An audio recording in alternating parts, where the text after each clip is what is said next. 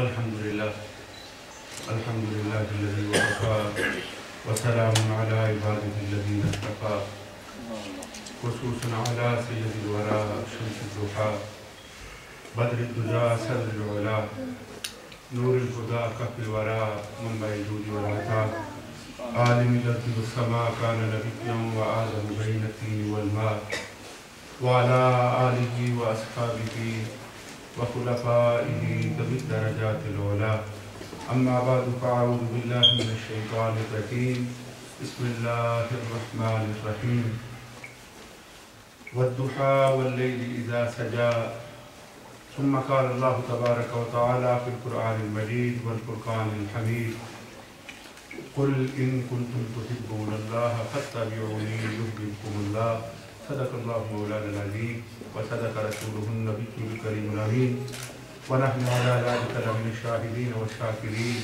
والحمد لله رب العالمين. درود پاک پڑھ لیجیے سارے. صلی اللہ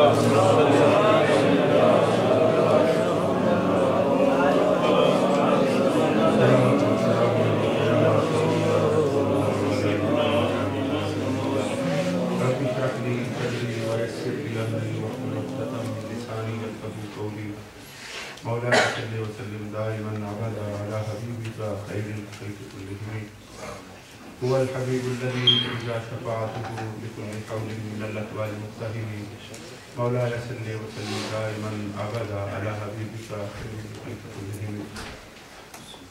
اللہ جل جلالہ و منوالہ وعظم شانہ ولا الہ غیرہ کی حمد و ثنا اور حضور نبی اکرم نور مجسم شفیع معظم امام النبیین قائد المرسلین سلطان دعوت شافع محشر احمد مصطفیٰ حضرت محمد مصطفیٰ صلی اللہ علیہ وآلہ وصحبہ وبارک وسلم کی بارگاہ کریمانہ میں محبتوں ارادتوں اور چاہتوں عقیدتوں کا خیرات پیش کرنے کے بعد قابل تعظیم و تقریر سلسلہ نقشبندیہ کے فیض یافتہ جناب محترم عالی جناب محمد بن نقشبندی صاحب, محترم بزرگوں دوستوں, آج کی یہ میلاد پاک کی عظیم الشان کانفرنس جس میں میں اور آپ حاضر ہیں, میرے برادر محتشم شہباز میدان خطابت حضرت علامہ شہباز احمد چشتی صاحب ابھی خطاب فرمائیں گے, اور میں اس عظیم اور مبارک مقدس بزم کے انعقاد پر اپنے بھائی اور ضیاء القرآن دارالعلوم ضیاء القرآن کے محتمم اور بانی فخر اہل سنت حضرت صاحبزادہ قاری محمد عثمان قادری صاحب, جو ہماری جماعت کے عظیم عالم بھی ہیں اور بحمدہ تعالی اس جامعہ کے بانی اور سرپرست کے اعلیٰ بھی ہیں, ان کو مبارکباد پیش کرتا ہوں کہ انہوں نے اپنے احباب اور اپنے ساتھیوں سے مل کے حضور کے ذکر پاک کی مبارک بزم کا انعقاد کیا اور حضور کی بارگاہ میں اپنی حاضری میلاد پاک کے اس موقع پر پیش کرنے کے لیے سعادتوں سے اپنے دامن کو معمور کیا. میں اس سے قبل کہ اپنی گفتگو کا آغاز کروں, میں بار دیگر جناب علامہ قاری محمد عثمان صاحب کو مبارکباد پیش کرتا ہوں اور ان والدین کو بھی مبارکباد پیش کرتا ہوں کہ جن کے جگر کے پاروں نے رسول اللہ صلی اللہ علیہ وسلم یہ بڑی وقتی اور بلند وقتی اور سعادت کی بات ہے. آج کی پرفتن ماحول میں اور ان ملکوں میں جہاں ہم رہ رہے ہیں, وہ بندہ بڑا ہی خوش نصیب ہے. اللہ کریم جس کی زبان کو یا جس کی اولاد کی زبان کو اپنے حبیب کے ذکر کے لیے منتخب فرمائے, اللہ سلیکٹ فرمائے تو پھر ہی یہ سعادت نصیب ہوتی ہے. عام طور پہ ہم دیکھتے ہیں کہ ہمارے اس معاشرے میں اولادیں بے راہ روی کا شکار ہو جاتی ہیں نبی کریم صلی اللہ علیہ وسلم کا فرمان اقدس ہے، حضور نے فرمایا اپنی اولادوں کو 3 چیزیں سکھاؤ۔ حضور نے فرمایا اپنی اولادوں کو سب سے پہلے میری محبت سکھاؤ۔ اب حضور کی محبت سکھانا اپنی اولادوں کو یہ ہر والدین پر فرض ہے، فرض ہے یہ ان کی تربیت، اور تربیت میں سب سے پہلا جو سٹیپ ہے کسی مومن کے لیے وہ یہ ہے نعرہ تکبیر، نعرہ رسالت، نعرہ تحقیق، نعرہ حیدری، آمد مصطفیٰ، مرحبا مرحبا۔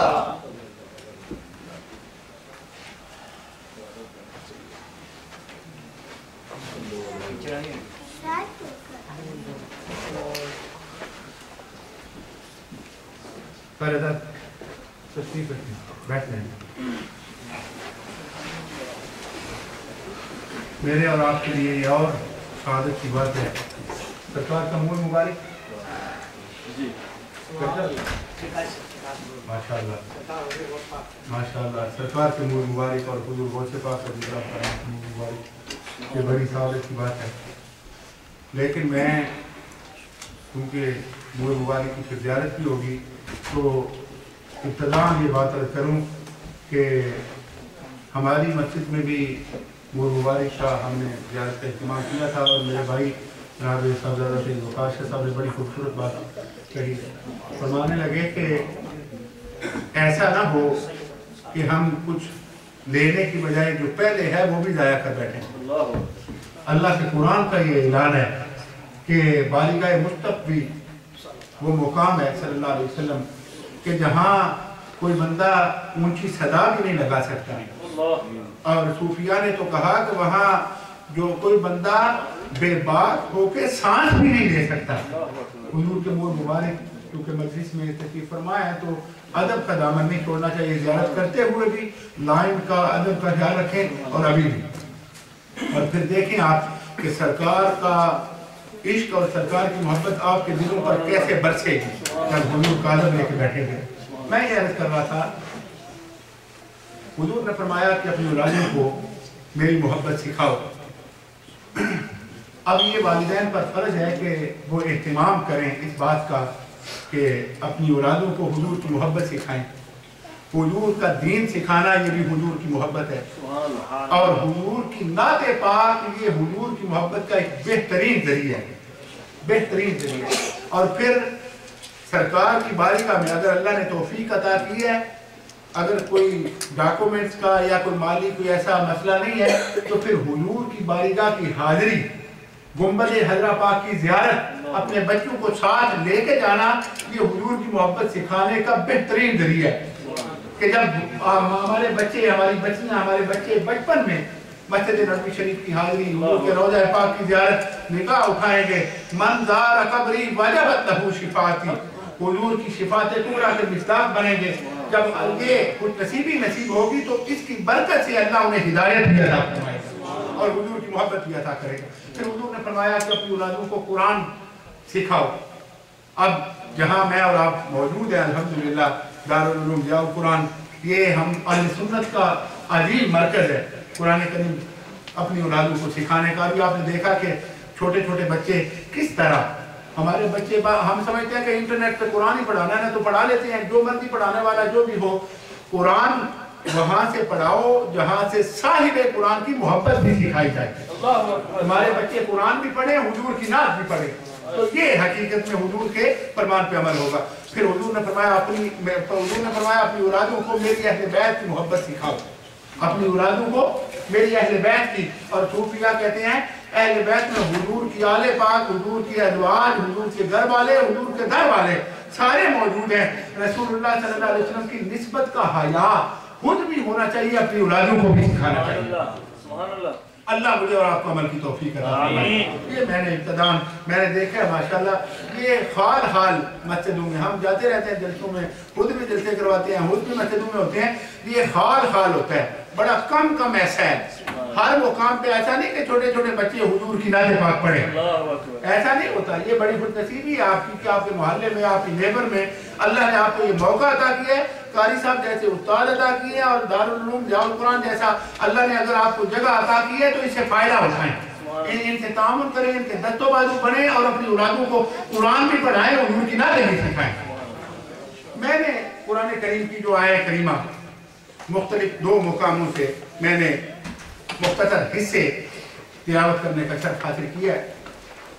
اللہ کریم نے اپنے حبیب مکرم صلی اللہ علیہ وسلم کو جہاں اور ساری خوبیوں، عزتوں، عظمتوں اور درجات کی جو آخری حد تھی وہاں تک جو مراتب عطا فرمائے، رسول اللہ صلی اللہ علیہ وسلم کو اللہ کریم نے پوری مخلوق میں جس کو بھی اللہ نے پیدا کیا ہے سب سے زیادہ افضل تو حضرت انسان کو بنایا، اور انسانیت میں سب سے زیادہ رتبہ اور مقام اللہ نے جماعتی انبیاء اور گروہ رسول اعظام کو عطا فرمایا. اللہ کریم نے اپنے حبیب مکرم صلی اللہ علیہ وسلم کو حسن بھی سب سے بے مثال عطا فرمایا. اونچی آواز سے کہیے سبحان اللہ. جہاں اور ساری عزتیں، سارے مرتبے اللہ کریم نے اپنے حبیب مکرم صلی اللہ علیہ وسلم کو عطا فرمائے. مقام محمود عزت کا مقام ہے، اللہ نے اپنے حبیب کو عطا کیا. ختم نبوت کا تاج عزت کا مقام ہے، اللہ نے اپنے حبیب کو عطا فرمایا. سب سے پہلی تخلیق عزت کا مقام تھا، اللہ نے اپنے حبیب کو عطا فرمائی.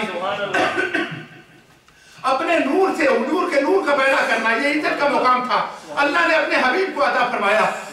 آخری امت عطا فرمانا یہ عزت کا مقام تھا، اللہ نے اپنے حبیب کو عطا فرمائی. قرآن جیسی عزت والی کتاب یہ عزت اور مرتبے کا مقام تھا، اللہ نے اپنے حبیب کو عطا فرمایا. رسول اللہ صلی اللہ علیہ وسلم کو جتنی عزت کی، جتنی عظمت کی، مرتبے کی، لواء الحمد کا عطا ہونا، شفاعت کبریٰ کا عطا ہونا، جنت کا دروازہ سب سے پہلے دستک دینا، اور پھر جنت کی چابیاں عطا ہونا، پھر فرشتوں کے جلوسوں کا حاضر ہونا، شام و سحر، صبح و مساء درود و سلام کا پڑھے جانا، وَمَا أَرْسَلْنَاكَ إِلَّا رَحْمَةً لِلْعَالَمِينَ کا تاج عطا فرمانا. إِنَّ اللَّهَ وَمَلَائِكَتَهُ يُصَلُّونَ عَلَى النَّبِيِّ يَا أَيُّهَا الَّذِينَ آمَنُوا صَلُّوا عَلَيْهِ وَسَلِّمُوا تَسْلِيمًا کی عزتیں، رفعتیں، مراتب عطا فرمانا. عزت کے کتنے مقام تھے اللہ نے اپنے حبیب کو عطا فرمائے. فرمایا حبیب ایک حسن بھی عزت اور مرتبے کا مقام ہے کہ لوگوں کے دل کھنچے آتے ہیں، نگاہ اٹھائے، چہرہ پاک کو دیکھے تو دیکھنے والا خوش ہو جائے، یہ بھی عزت کا مقام تھا. فرمایا میں نے یوسف جیسے حبیب بھی پیدا کیے، لیکن اے حبیب جس کو بھی سونا بنایا، جس کو بھی ہنسی بنایا، جس کو بھی دل کا صورت عطا کی، وہ صدقہ تیرے حسن کریمی کی عطا فرمائی. تکبیر، اللہ اکبر، رسالت یا رسول اللہ،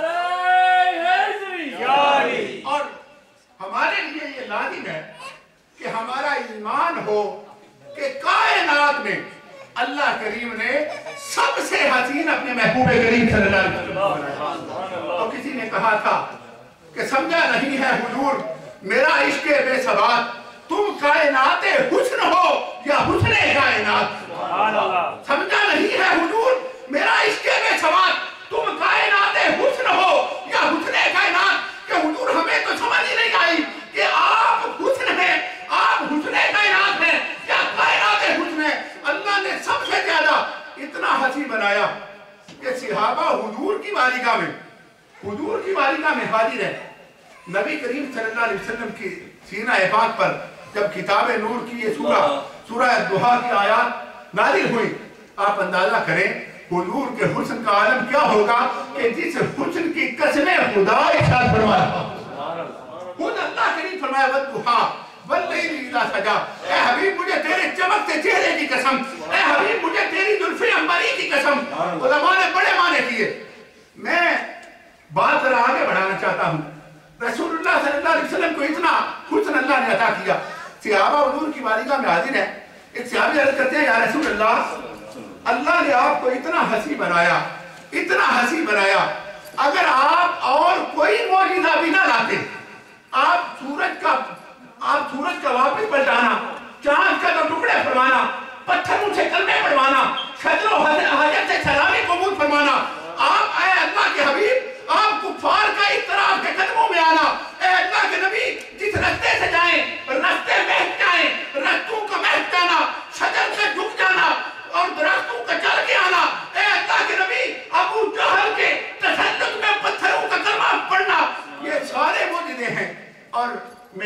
जाना, ये भी बड़ा अजीम मौजूद है। और जितने मौजूद आला हज़रत तो कहते हैं कि नबी, हर नबी को अल्लाह ने मौजूद अता किए, लेकिन मेरे नबी को अल्लाह ने मौजूदा बना के मबरूस फरमाया।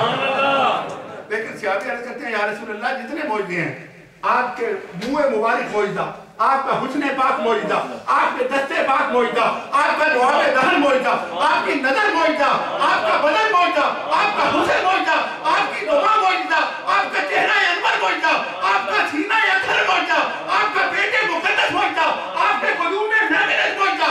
ऐ अल्लाह के हबीब, लेकिन मेरा ईमान, सहाबी कहते हैं मेरा ईमान ये है, आप कोई मौजूदा भी ना लाते, आपका हुस्न ही इतना बड़ा मौजूदा था कि जो जो तकता जाता आपका गुलाम बनता जाता। जो भी आपको एक नजर देख लेता। और अब्दुल्ला इब्न सलाम जैसे इतने बड़े आलिम भी थे, हुजूर की बारगाह में आए, रसूलुल्लाह सल्लल्लाहु अलैहि वसल्लम की बारगाह में आए, सवाल भी बड़े, मुनाजरे की नीयत लेके आए, यहूदियों के आलिम है, लेकिन आके जब चेहरा मुस्तफा को देखा तो कहते हैं कसम अल्लाह की सारे सवाल भूल गया, सारी बातें भूल गया। किसी ने पूछा अब्दुल्ला इब्न सलाम तूने बात नहीं की? उन्होंने कहा बात क्या करता, मेरा दिल धड़क धड़क के ये गवाही दे रहा था कि इतना सोना कभी झूठा नहीं हो सकता, इतने खूबसूरत चेहरे का मालिक कभी झूठा। और यहाँ तक हदीस की किताबों में मिशकात शरीफ में है कि जब मक्का पाक में कुफार ने देखा कि दिन ब दिन इस्लाम बढ़ता जा रहा है, इस्लाम बढ़ता जा रहा है, उन्होंने मीटिंग की। उस मीटिंग में फैसला ये हुआ कि हबीब यमनी जो यमन का बादशाह है उनको बुलाते हैं। पंचायत का ये उसूल है कि वो आए, आके फैसला करे, उसको बात सुनाते हैं। अगर उस बंदे ने फैसला किया हमारे हक में, और यकीनन वो हमारे हक में करेगा, मुसलमानों के हक में, वो मुसलमान तो नहीं है, हमने बुलाना है, हमारी दावत पे उसने आना है, वो फैसला करेगा। जब मुसलमान उसका फैसला न मानेंगे, वो इस्लाम की तबलीग को रोकेगा, दावत को रोकेगा, तो चूंकि वो बादशाह है, यमन में इनके खिलाफ एक तहरीक उठेगी, तो यकीनन इस्लाम को इससे नुकसान पहुंचेगा। उन्होंने हबीब यमनी को दावत दी, हबीब यमनी दावत वसूल की।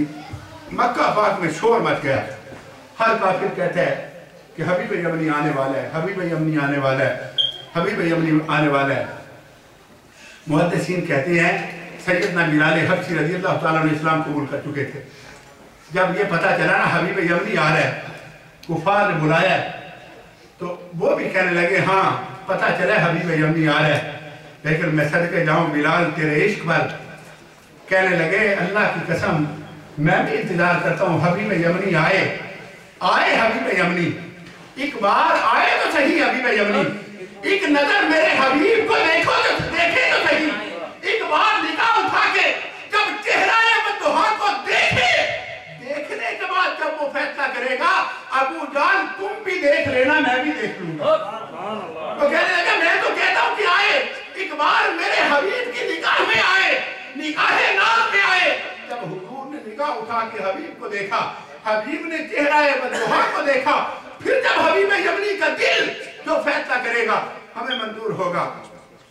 दिन करीब आने लगे, हबीब यमनी एक रोज ऐसा भी था कि हबीब यमनी आया, मक्का पाक में दाखिल हुआ, अबू जहल उतबा शैबा सारे इकट्ठे हैं। आया, वो आके कहने लगा आपने मुझे बुलाया, दावत दी, मैं आ गया, क्या बात? हदीस की किताबों में आता है, वो कहने लगे बात यह है कि हम में से ही, हमारी ही कौम से एक मोहम्मद सल्लल्लाहु अलैहि वसल्लम, वो कहते हैं कि मैं अल्लाह का नबी हूँ, मैं अल्लाह का रसूल हूँ। हमारे सारे बुतों को वो झूठा कहते हैं, एक बात अबूला शरीफ की दावत देते हैं। आपको बुलाया इसलिए कि आप उनकी तबलीग को, उनकी दावत को रोकें। उसने कहा अच्छा ये बताओ कि वो कहता क्या है? उन्होंने कहा वो कहता है कि सबको छोड़ दो, एक खुदा की पूजा करो, एक ही परस्तिश, एक ही इबादत करो, वही इबादत के लायक। हबीब यमनी ने कहा अच्छा तुम क्या कहते हो? उन्होंने कहा हम क्या कहते हैं, समझ नहीं आया आपके सवाल को। उसने कहा आपका क्या मौक़िफ़ है, तुम्हारे कितने खुदा हैं? मुहद्दिसीन कहते हैं वो घबरा के कहने लगे कि हमारे कितने खुदा हैं, हमने तो अभी अकाउंट करके कोई हिसाब नहीं रखा कि धूप का अलग है, शाम का अलग है, सुबह का अलग है, शाम का अलग है, ہم گھر میں ہوں تو ستو کو خدا، راستے میں چلیں تو بھوک لگے تو خدا کو ہی کھا لیتے ہیں. ہمارا تو حال کچھ اس طرح کا ہے، کوئی سورج کو خدا، کوئی چاند کو خدا، کوئی ستاروں کو خدا.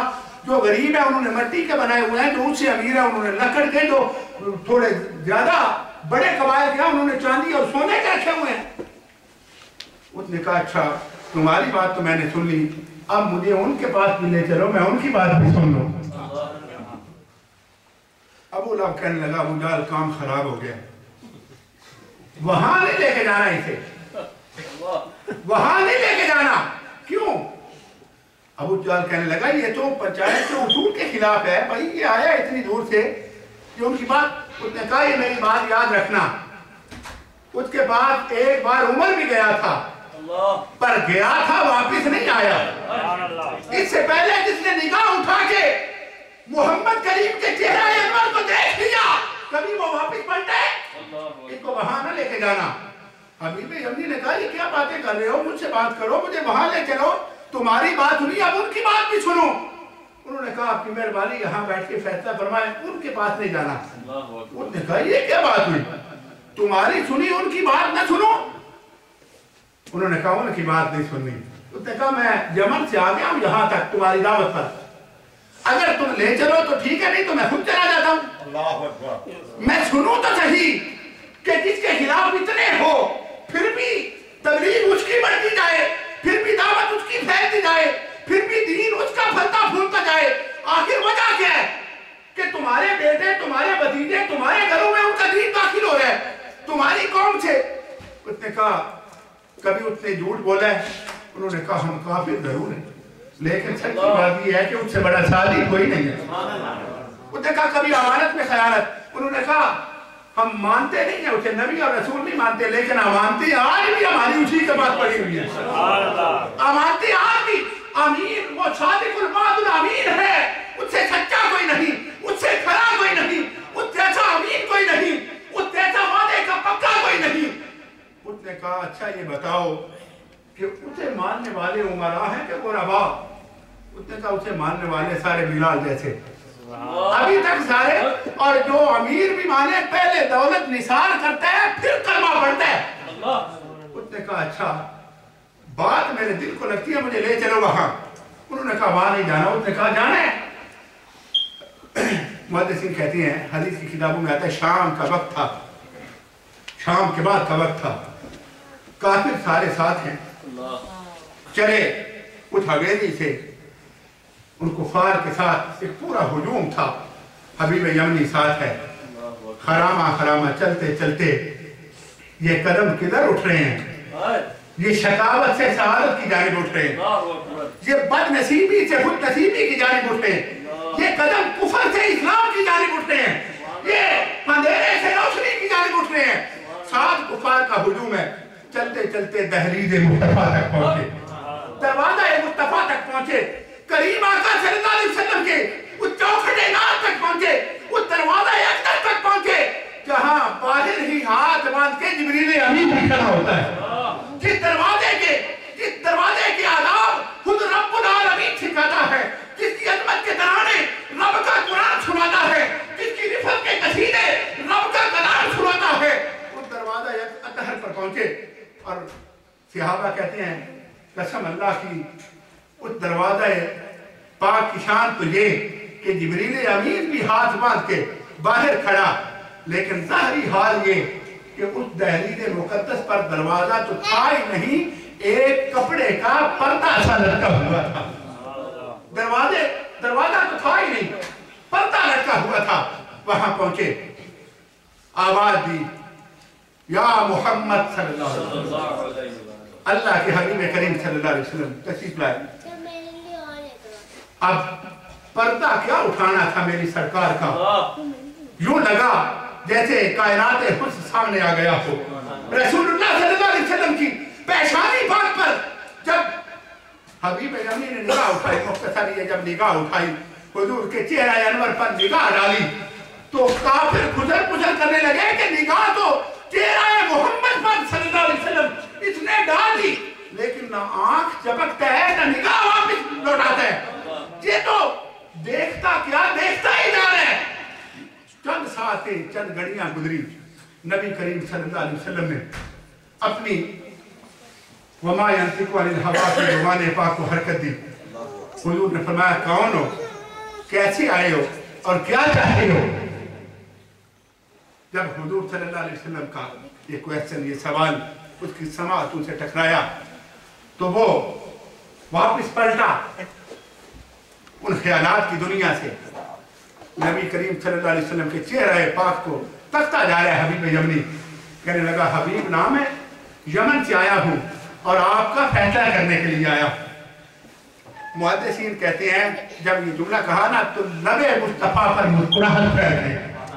حضور نے فرمایا اپنا فیصلہ کروانے آئے ہو یا ہمارا فیصلہ کرنے آئے ہو؟ ہمارا فیصلہ کرنے آئے ہو یا اپنا فیصلہ کروانے آئے ہو؟ وہ کہنے لگا آپ کی قوم نے، آپ کے لوگوں نے مجھے بلایا ہے، فیصلہ کرنے آیا ہو۔ نبی کریم صلی اللہ علیہ وسلم نے فرمایا کیا چاہتے ہو؟ اس نے کہا میں یمن کا بادشاہ ہوں، دو ٹوک بات کروں گا اور جو کروں گا اس پر پہرا دوں گا۔ حضور مسکرائے۔ حضور نے فرمایا کیا چاہتے ہیں؟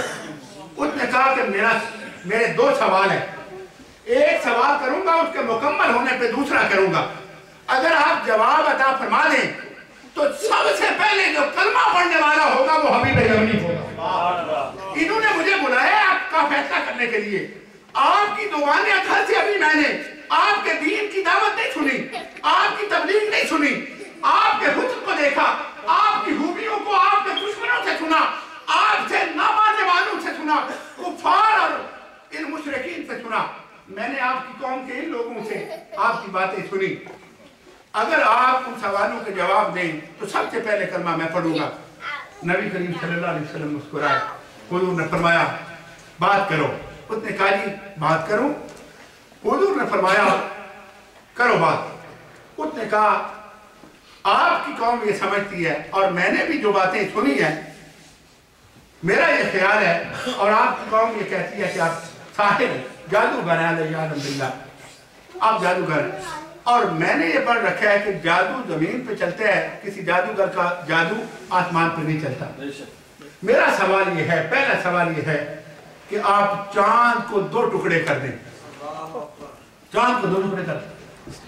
جب یہ سوال کیا نا اس نے، نبی کریم صلی اللہ علیہ وسلم نے فرمایا ایسا نہ کریں کہ کل مکے میں منادی کرا لیتے ہیں، کل دن کے وقت جبل ابو قبیس پہ آ جائیں، پہاڑ پہ چڑھ کے سارا زمانہ دیکھے، سارے شہر کو پتا ہو، پوری بستی مکہ کو پتا ہو، سب کو پتا ہو، وہاں سب اکٹھے ہوں اور وہاں چاند کو دو ٹکڑے کیا جائے۔ اس نے کہا یہ تو اور بھی بڑی بات ہے، ایسا کر لیتے ہیں۔ حضور نے فرمایا کل جبل ابو قبیس پہ آ جائیں۔ حدیث پاک میں آتا ہے واپس پلٹے، حبیب یمنی ساتھ ہے، کفار ایک دوسرے کو کہنے لگے کہ واقعی علم بڑی چیز ہے، آج تک ہمارے ذہن میں یہ سوال ہی نہیں آیا، ہم نے یہ تو کہا پتھروں سے کہ ہماری مٹھی میں کیا ہے، ہم نے یہ تو پوچھا کہ بغل میں وہ چھپا لی، جانور چھپا لیا، کہا یہ کیا ہے، بغل میں چھری چھپا لی، یہ قتل کرنے، اور حضور نے پوچھا تو کہا ہمیں پتا نہیں۔ منافق بن کے پیچھے نمازیں پڑھتے رہے، سارے دندے کرتے رہے، کبھی ان کے رستے میں کانٹے بچھاتے رہے، کبھی اوڑھنیاں ان کے مبارک پٹ پہ رکھتے رہے، سارا کچھ کرتے رہے، لیکن یہ سوال تو آج تک ہماری عقل میں نہیں آیا۔ بڑا پڑھا لکھا بندہ ہے، بڑا سوال کیا ہے اس نے۔ محدثین کہتے ہیں کہ بعض کفار نے کہا ایک بات یاد رکھنا، اگر چاند ٹوٹنا نہ ہوتا تو محمد کریم کہتے نہ آ جانا، یہ ٹوٹے ہی ٹوٹے، یہ ٹوٹے گا۔ انہوں نے کہا کیسے ٹوٹے گا، کبھی آج تک ایسا ہوا؟ انہوں نے کہا پہلے جو کچھ یہ کرتے رہے وہ سارا کچھ کبھی ہوا ہے؟ آج تک کبھی پتھروں نے کلمے پڑھے ہیں؟ آج تک کبھی شجر و حجر نے کسی کو سلامی پیش کی ہے؟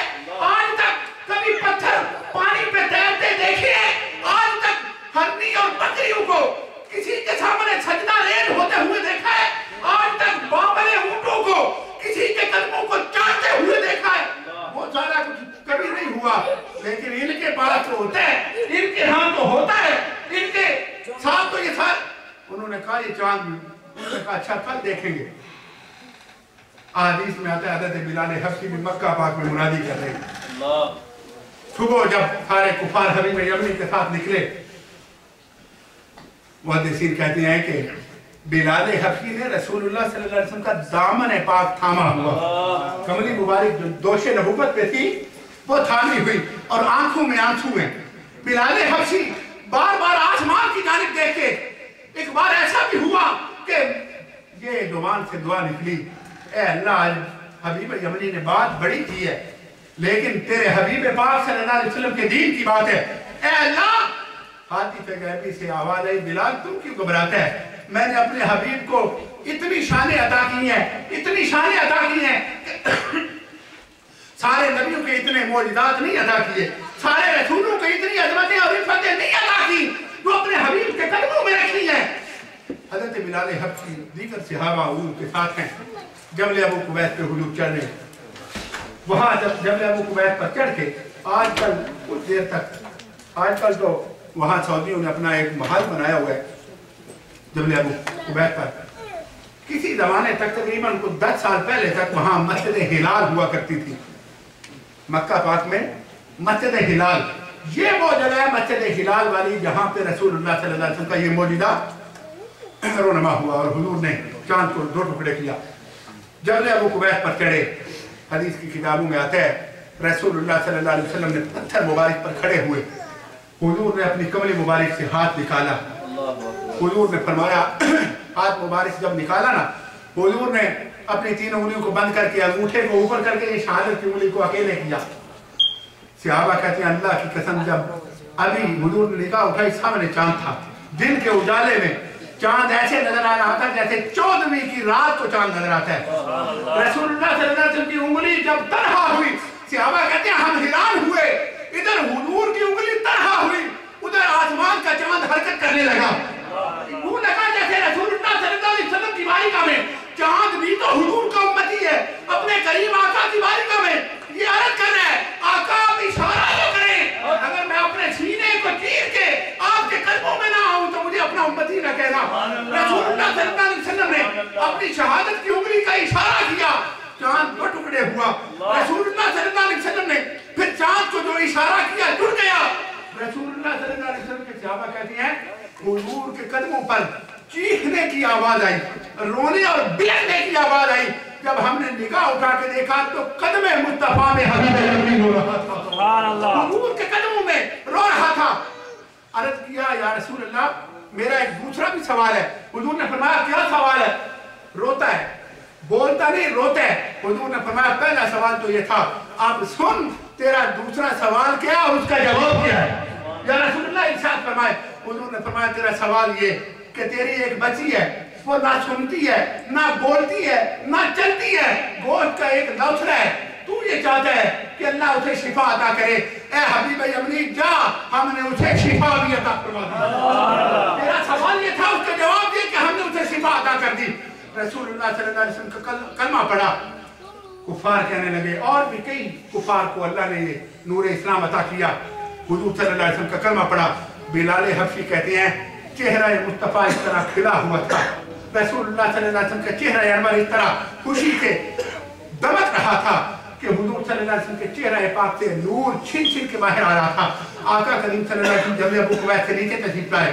حضور نے جب حبیب یمنی کو اجازت دی، حبیب یمنی چلتا جاتا ہے پیچھے دیکھتا جاتا ہے، چلتا جاتا ہے پیچھے دیکھتا ہے. حضور نے فرمایا کیا دیکھتے ہو؟ آقا نبی صلی اللہ علیہ وسلم عرض کیا یا رسول اللہ اس چہرہ پاک سے نگاہ ہٹانے کو جی نہیں چاہتا، آپ کا چہرہ پاک، آپ کا در اقدس چھوڑنے کو جی نہیں چاہتا.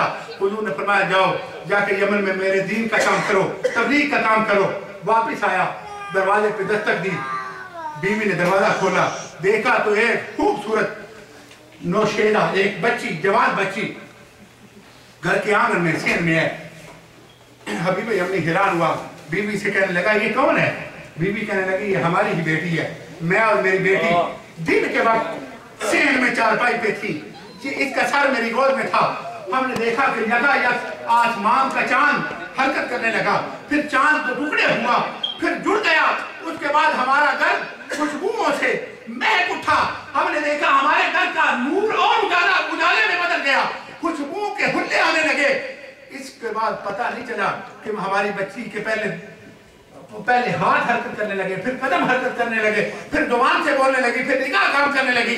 मुझे इससे अलावा और तुम्हें पता नहीं। हबीब यमनी रोने लगा, वो कहने लगा तुझे तो पता नहीं, मुझे पता है ये सारा कुछ मेरी हिदायत पे हुआ था। और कैसे हुआ था? उसने कहा अल्लाह के हबीब पाक सल्लल्लाहु अलैहि वसल्लम की बारिगाह अक़दस में गया तो फैसला करने था, मैं अपनी तकदीर का फैसला करवाया। अल्लाह के हबीब ने करम नवाजी फरमाई और हुजूर सल्लल्लाहु अलैहि वसल्लम तशरीफ लाए। हुजूर ने करम फरमाया और वो शिफा वाला हाथ अता किया, वो हाथ जिसके सदके अल्लाह ने यदे बैदा पैदा फरमाया था, जिसके सदके अल्लाह करीम ने सारे नबियों को नबूवती और रसूलों को रिसालत अता फरमाई थी। हबीब यमनी ने बताया मैं कलमा, और हबीब यमनी कहते हैं मैं अभी ये बात सुना रहा था, मेरी बेटी की जुबान पे भी अल्लाह के हबीब का कलमा जारी था, मेरी बीवी की जुबान पे भी कलमा जारी था। रसूलुल्लाह सल्लल्लाहु अलैहि वसल्लम ने अपने हबीब मुकर्रम सल्लल्लाहु अलैहि वसल्लम को वो इज्जतें, वो रिफातें, वो शान अता फरमाई कि हुजूर जैसा शान वाला किसी भी सूरत में, किसी दिगर से देखो, किसी ढंग से देखो, किसी ढंग से देखो, किसी एंगल से देखो, अल्लाह करीम ने अपने हबीब मुकर्रम सल्लल्लाहु अलैहि वसल्लम को बेमिसालो लाजवाब पैदा फरमाया है और बेऐब पैदा फरमाया है। हमारी नसीबी कि अल्लाह ने हमें अपने हबीब की निस्बत अता फरमाई है। अल्लाह हुजूर सल्लल्लाहु अलैहि वसल्लम के वो जलवे हमें भी अता फरमाए। हम देखें एक हुजूर का हुस्न हुजूर के दीन की सूरत में, एक हुस्न हुजूर के गुंबद हज़रा पाक की सूरत में, और एक वो हुस्न है कि हमारा अजीज ये मंजूर साहब का बेटा मुनव्वर साहब, ये अल्लाह करीम इनकी जुबानों को सदा हुजूर की सना के लिए मुंतखब फरमाए। कह रहे थे सुना है आप हर आशिक के घर तशरीफ लाते हैं, मेरे घर में भी हो जाए जिसने रसूलुल्लाह सल्लल्लाहु अलैहि वसल्लम को बुलाया, पुकारा, हुजूर तशरीफ लाए, और देखने वालों ने कहा तो अल्लाह की कसम जैसा हमने हुजूर को देखा वैसा किसी को नहीं। अब मेरी निगाहों में जचता नहीं कोई, जैसे मेरी सरकार है वैसा नहीं कोई, जैसे मेरी सरकार है वैसा नहीं कोई।